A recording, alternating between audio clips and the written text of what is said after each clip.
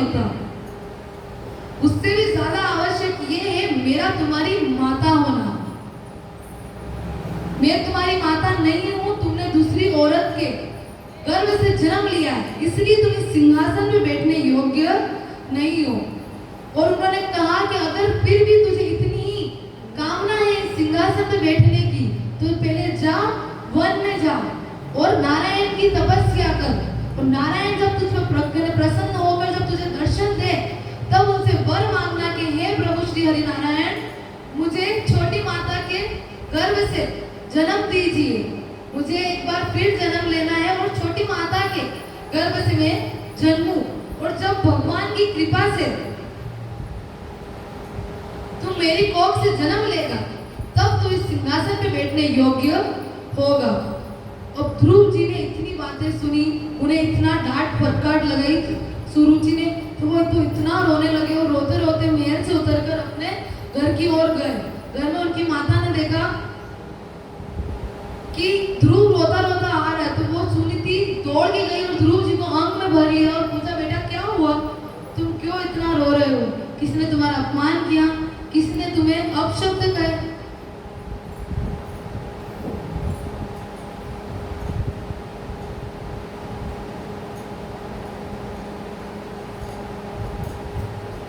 तो उन्होंने कहा ध्रुव जी ने कि माता, मैंने आपकी कोख से जन्म लेके कोई पाप किया है? ऐसे कौन से गुण आप में नहीं है जो छोटी माता में है? उन्होंने आपके लिए मुझे इतना सब कुछ कहा, मुझे सिंहासन पे बिना महाराज के गोद में बैठने नहीं दिया। उन्होंने सारी बात बताई और उन्होंने कहा कि वन में जाओ और नारायण की तपस्या करो और कहो कि मेरी कोख से जन्म ले, तब तुझे सिंहासन पे बैठने को मिलेगा। तो मैंने आपकी कोख से जन्म लेके कोई पाप किया है? आप में वो गुण नहीं है जो छोटी माता में है। तो उन्होंने कहा, सुनीति ने ये कहा ध्रुव जी को कि तुम्हारी छोटी माता ने बिल्कुल सही कहा है। अब देखिए यहाँ पे बहुत सीख लेने मिलती है कि अपने बच्चों को कभी भी अगर वो किसी के बारे में बुरा भला कहे, तो उन्हें का मुंह तुरंत बंद कराना चाहिए कि किसी के लिए भी अपशब्द नहीं कहना चाहिए। और जैसे ही उन्होंने कहा कि नारायण की तपस्या में करूं वन में जाके, तो भगवान नारायण वन में मिलते हैं।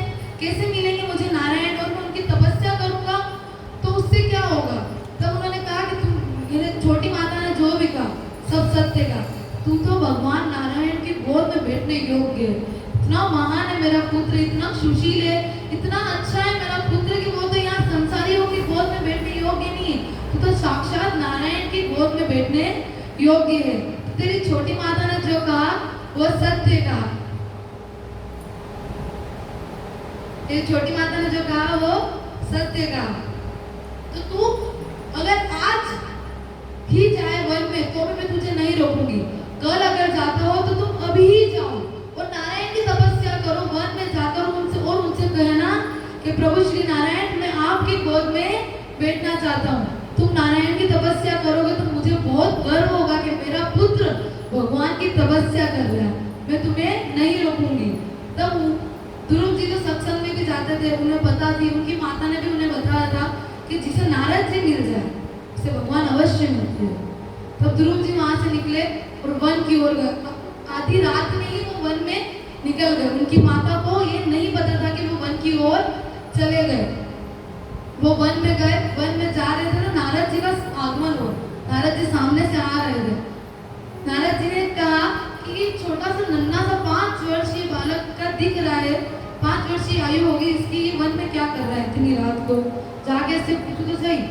तब नारद जी ने आके ध्रुव से पूछा कि बालक तुम कौन हो, तुम इतनी आधी रात को इस वन में क्या कर रहे हो?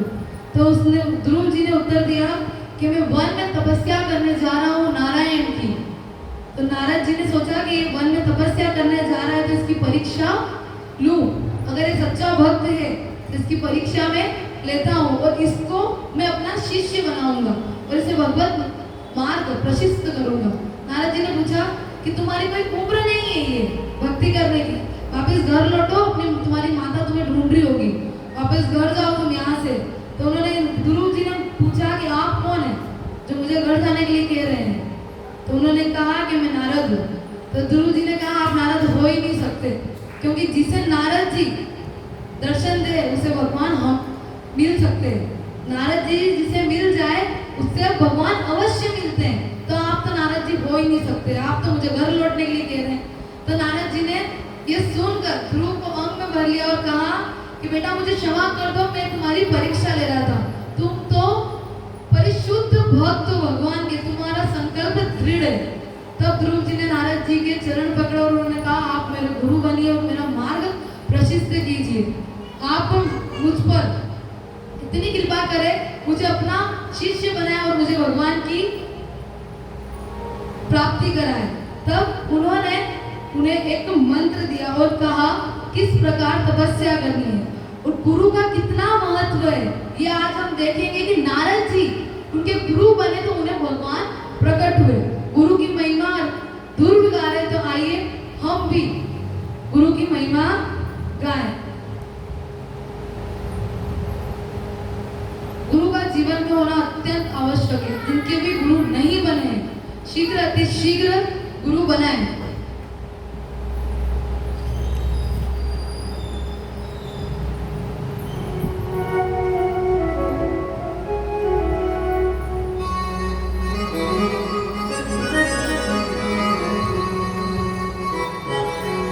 गुरु मेरी पूजा गुरु गोविंद, गुरु मेरा पार ब्रह्म गुरु भगवंता। गुरु मेरी पूजा गुरु गोविंद, गुरु मेरा पार ब्रह्म गुरु भगवंता।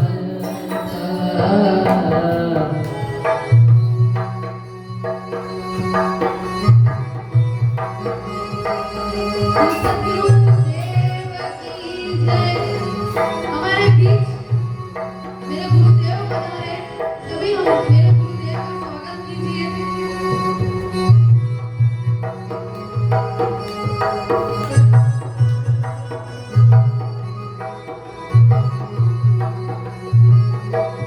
गुरु मेरी पूजा गुरु गोविंद, गुरु मेरा पार ब्रह्म गुरु भगवंता। गुरु मेरी पूजा गुरु गोविंद, गुरु मेरा पार ब्रह्म गुरु भगवंता। गुरु मेरी पूजा गुरु गोविंद, गुरु मेरा पार ब्रह्म गुरु भगवंता।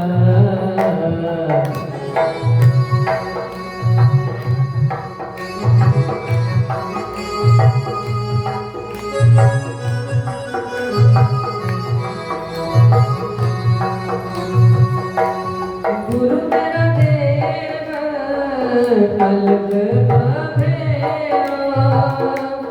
गुरु मेरा देव कल्प अभेरा। सर्व पूज चरण गुरु सेव, सर्व पूज चरण गुरु सेव।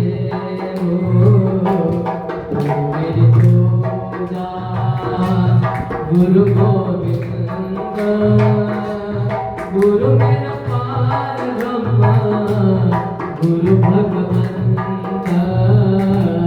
गुरु मेरी पूजा गुरु गोविंद, गुरु मेरा पार ब्रह्म गुरु भगवंता।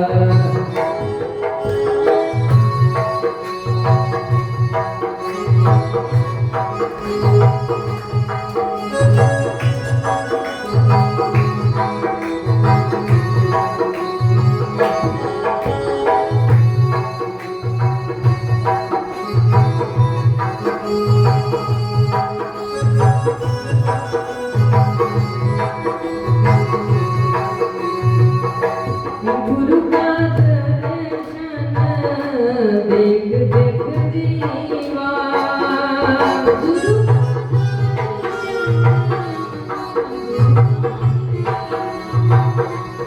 गुरु का दर्शन देख देख जीवा गुरु का दर्शन देख देख जीवा गुरु के चरण तोय तोय पीवा गुरु के चरण तोय तोय पीवा गुरु मेरी पूजा गुरु गोविंद गुरु मेरा पार ब्रह्म गुरु भगवंता गुरु मेरी पूजा गुरु गोविंद गुरु मेरा पार ब्रह्म गुरु भगवंता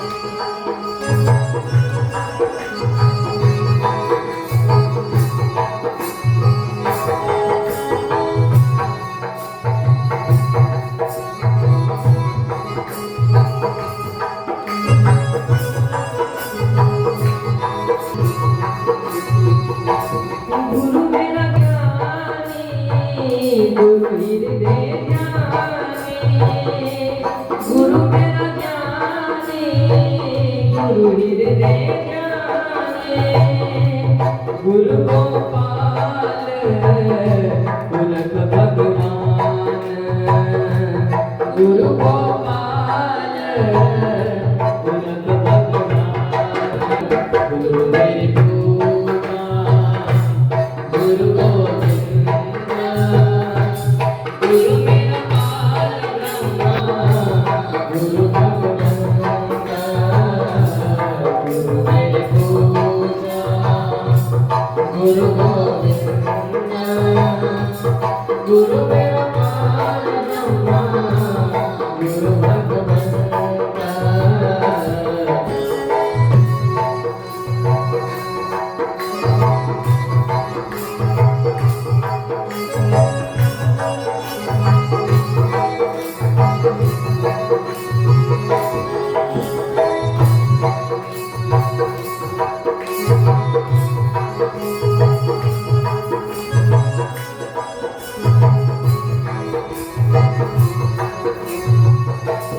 गुरु की शरण होकर जोड़े गुरु की शरण होकर जोड़े गुरु बिना में नाई कर गोरे गुरु बिना में नाई कर गोरे गुरु मेरी पूजा गुरु गोविंद